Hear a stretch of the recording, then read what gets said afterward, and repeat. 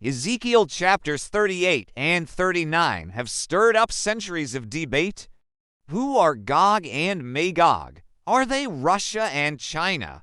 Or are they symbols of the end of the world? Let's break it down. First, the setup.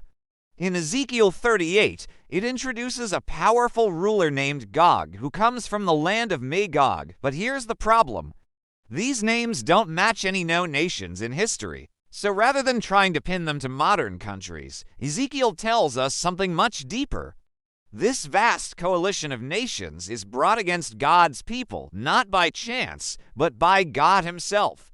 Why? To display his power and holiness to the nations. Here's the twist. In verse 17, God says these enemies were already prophesied through earlier prophets, but the names Gog and Magog don't appear anywhere else in the Old Testament. That means they're not about one specific ruler or country. They're symbols. So who are they, then? They represent every world power that rises against God's people.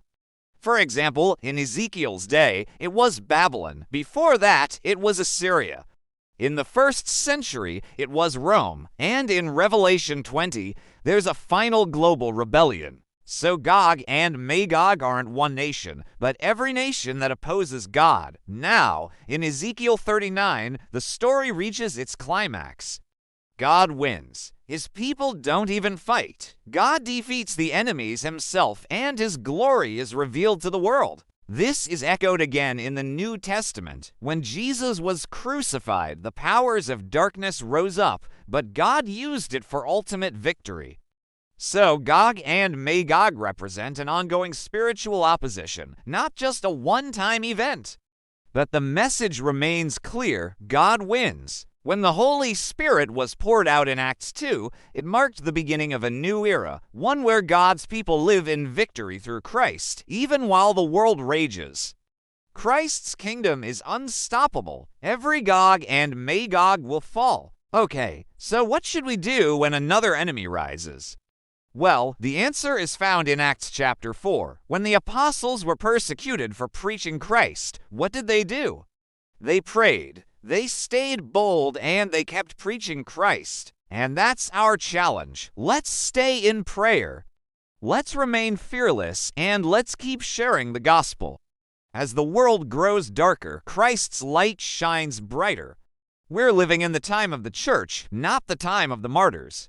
Our weapons aren't physical, but mighty through God to the pulling down of strongholds. Okay, now let's dive into the comments and see what you think. Who do you believe Gog and Magog represent? Also, what do you think this passage teaches us about God and his victory? Share your insights. And hey, if you found this video helpful, hit that like button. It helps others find this message too.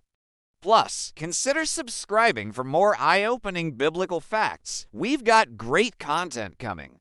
Until next time, thanks for joining us here at Factstorm, where we unlock the truth and unleash it into the world. See you soon.